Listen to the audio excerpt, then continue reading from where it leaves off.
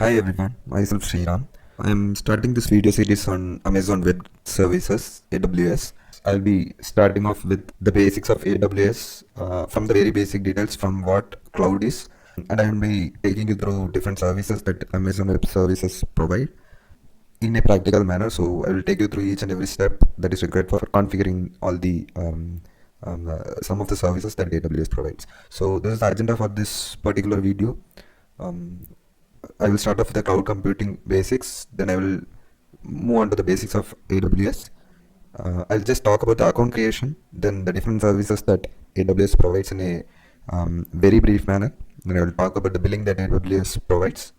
I'll talk about the different regions, and yeah, as said, some of the services I will just name it. Then I will talk about the different training and documentations that AWS provides, and the different certifications that AWS has. So I'll just start with what a cloud computing is. So I'll just move on to the Google meaning of what a cloud computing is. So the name, it is widespread nowadays, and everywhere is talking about cloud, what it is. So if you see the Google meaning of what cloud computing is, it is telling the practice of using a network of remote servers hosted on the internet to store, manage, and process data rather than a local server or a personal computer. So as it is telling, if you are able to host a services and which is remote and you are able to access it through internet, it is the best thing that you can get, because you need not depend on any physical service, any hardware. So generally in olden days, if you want to run an application or something, you have to first order the set of hardwares, the servers. So you need to wait for it, get them arranged, stack it, and then install all the operating system whatever is needed, and then the application should be installed, and then you have to provide the service whatever that application provides. But right now through cloud, you can just get all the details that you want, all the infrastructure, everything is provided in the cloud, so you just need to get it, and it will be go up and running in minutes. You need not maintain, you need not think about the maintenance of that. Everything the service provider will take care. So basically whatever. So I just talked about the application running, but it's not only the application running, whether it is to store data or it is the management or processing of data, or if you want to run servers or whatever IT things that you need to do. So basically I'm just mentioning the different, classifying them in database services or storage services or website hosting or running application or whatever it is. Everything can be done through cloud. So that is what a cloud computing is. So basically you just need to have the internet connection with you so that you can log on to the cloud and then access whatever application that the service provider is providing you. So apart from that, the main thing is pay as you go pricing. So for whatever you are using, you are going to pay for that. That's it. On the other hand, I mentioned in the olden days you need to get all the hardware for yourself, so you need to buy it, so that you should have a huge capital amount with you. But here you're not owning that, so just pay for what you're going to use. So say if you want to you are using it for some time and you want to stop it, this is the best method rather than owning it. So this is what cloud computing is. So as I mentioned, it should have a there is no need for any large upfront investment for hardware, and it is low cost, as I said, for whatever you are going to use the services, for that you are going to pay. So the services are scalable, which is another important thing. So you are running a particular application for your customer. So if you want to scale it up, then you need not depend on the hardware. You need not buy the extra hardware that you want. Just request the service provider for whether it is server, then ask for more servers. It will be up and running in minutes. So it is scalable. So go global in minutes, as I said. It's very less time consuming. Apart from that, it is global infrastructure. It is available all over the globe, and the main thing is it is not restricting itself to a particular service. Very wide level of services it provides. As I mentioned, database or storage or website hosting or running applications or whatever it is, everything is available in cloud nowadays, provided by the different service providers. So it provides all IaaS, infrastructure as a service, platform as a service, and software as a service. All the services are available, and the data whatever you are having is very secure. The level of securities, you can control it as an administrator. According to statistics, already 80% of the Fortune 500 companies have been moved to migrated to cloud. So they're not depending on a particular physical hardwares. So everything has been moved to cloud. So I'm not going to the exact statistics, but I can say if you take the total number of companies around the globe, less than 50% of the cloud only has moved to cloud till now. So there is a huge scope for cloud for since it is having its own advantages. A lot of people are now moving over to cloud, and the capacity is huge. So these are some of the advantages that cloud is having. So if you check the different service providers for cloud, Amazon providing AWS, which is leading the market in the cloud market because of its own advantages, definitely. So apart from that, Google is providing Google Cloud, Oracle giving Oracle Cloud, and for Microsoft it is Microsoft Azure, etc., etc. But definitely AWS is leading the market. So I'll just move on to the basics of AWS. So as I said, it is leading the market, and because of its unique features and advantages. So some of them I have listed here.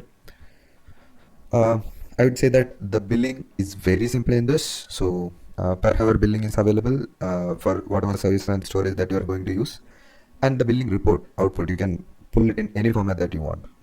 So basically PDF or Excel or whatever it is, in whatever format you want, whichever is convenient for you, you can fetch it out. The sign up process is very easy. So there is no need for any hardware.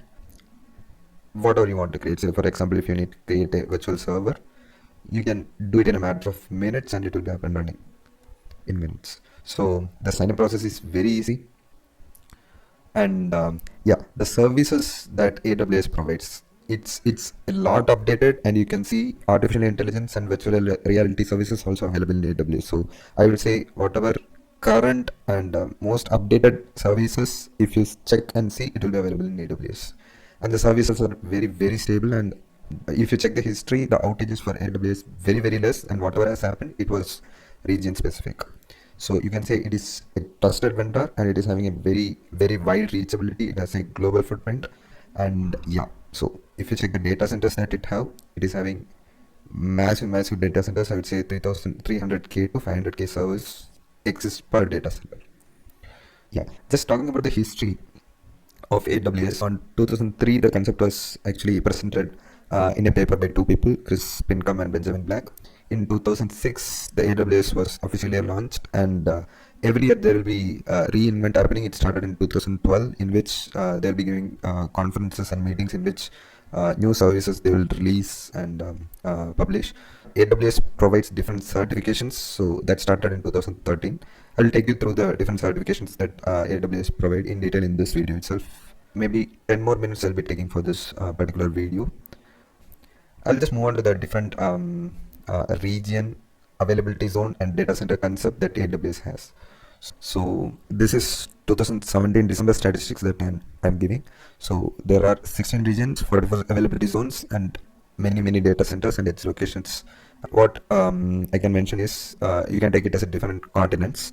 So if you check US, it is having its own region. So like that, different regions in different parts of the world, which are physically separated. So each and every particular region, if you take, there will be different availability zones, which are again physically separated. And inside the availability zones, if you check, there will be different data centers. And inside the data centers, all the hardware will be present.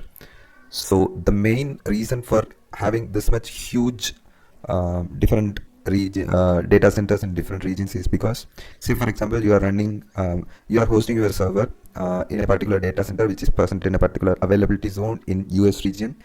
What I would say, US East is a particular region inside which there is one availability zone, AZA, inside which in a particular data center you are having a particular hardware for your server.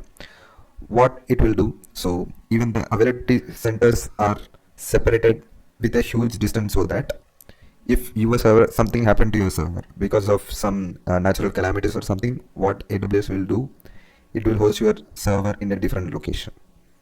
So something bad happens in a particular regions, all the services in that will be routed to a different region, so that the customers are saved. So I mean to say, the customers are not affected for any natural disaster or any other issues. So that is the biggest advantage why people move to cloud rather than keeping it in a particular physical area. So that is a explanation for region, availability zone, and data center. So as I said, edge location. Edge location is like in different region, different availability zones, they will keep one place for edge location, so that they will keep backup in each and every edge location, so that a person who is from Tokyo, if he need to access a particular data from US East, he need not go from here to here and fetch the data. So what happens in Asia Pacific itself, they'll maintain an edge location which will be having all the details of all other regions, so that a person from Tokyo need not go to US East and access it. He just need to go to the edge location of this particular area and get the details, so that the traffic can be minimized. So that is what an edge location is. So moving on to the next and the last slide. So I'll just talk about the different AWS services and its features. So I'll just mention about how to create an account, AWS account creation. So I'm not going to each and every step for this, because there are so many other videos available for this. So you can just go through it. I will assure you that it's not a hard process. You just need to have a valid email address and valid phone number with you while registration, and you should have a credit card or debit card. So whatever billing is happening for you, it will happen to that credit or debit card through which you are going to register. So yeah, it's a very easy process. It's just like signing up for a Gmail account in which you are giving your basic details, and yeah, you have the account created for you. AWS provides 1 year free tier account in which basic services you can use for free. So certain services, if you start using, you will get charged for that. So so you need to be just careful on that. So if you're doing things for learning purpose, in the video series, I will tell you for what all services they will be charging you. But apart from that, you can have a very good learning with the free tier account without any charge if you're careful. So yeah, so I have already created an account for me. This is how the homepage of AWS will look like. Yeah, I'll just talk about the different services that AWS provide, and just I will mention the in an overall brief manner. I will just talk about the AWS console, how it will look like, and what are the different things that you need to check. So if you check here, I have logged in through my account. So enter into the billing dashboard, inside which you can see for whatever services you are using, how Amazon is billing you. So in depth details it will give you for what all services you used, for how much time, and for that much time what is the billing, how it is doing, everything it will give you. In the billing dashboard you can see for June month how much it costed for my service, whatever services I used, how much AWS has charged me, and you can see in detail how much the free tier limit is and how much I have used, and for that what is the billing. So yeah, all other details you can see, in which in the future videos I'll be explaining what details account for what, and there will be certain security credentials that you'll be having when you start the account. So those details I will cover in depth in the future videos, and you can see the different regions that I already talked about. These are the different regions available. So I'm just moving on to the console of AWS. So as I said, these are the different services that AWS provides. So you can see the services are classified into many like compute, management tools, mobile services, storage, media services, augmented reality and virtual reality, application integration, customer engagement, machine learning, database, migration services, business productivity, networking, developer tools, security compliance, analytics, Internet of Things, etc., etc. So these are the broad classification. So if you get into a particular classification like compute, you can see the different services provided by AWS, in which, for example, I can say EC2, it is a particular service through which we will be creating virtual servers. Management tool, there is a particular service called CloudWatch, through which you will be managing and watching all your cloud services that you are the admin for this particular account. So all the services that you are running, you will be monitoring through CloudWatch. For storage, if you S3 is the service provided for storage. So S3 is like simple storage service inside which you can store data. Similarly, for database, we have RDS, we have DynamoDB, Amazon Redshift, etc., etc. So as I said, if you check, we have all the latest IT services that you have: machine learning, game development, Internet of Things, virtual reality, augmented reality, etc., etc., which are all the latest in IT market. So yeah, basically these are the details from AWS console that I just wanted to highlight about. Next, I'll move on to the different trainings and certifications that AWS provide. You can go to this particular site, aws.amazon.com/training, inside which you will get all the training details. So slash documentation, this will provide you in detail documentation of all the services that AWS provide. And slash certification, if you go to that, you will get all the different certifications that Amazon provides. So these are the different certifications. As I said, since AWS is leading the cloud market and only less than half the number of companies globally have already migrated to a general cloud platform, and most of the people are preferring AWS. So I would say at least 50% of the total number of companies in this world are still migrated to cloud, I would say. But yeah, something is stopping them, but definitely they will go. So if you are AWS certified, definitely you are having a huge scope in the IT market. So get certified in any of the field that you are interested in, so that huge scope in IT market. Yes. So basically the different certifications are classified into three, which they call it as architect level, architect, developer, and operations, based on the different work inside the IT market. So in each and every architect or developer or operation, there is different levels of certifications. One is the foundation level, which is very basic. Associate level, which one should have at least to get a good job in this field. And next is the advanced professional level of certifications for each and every field.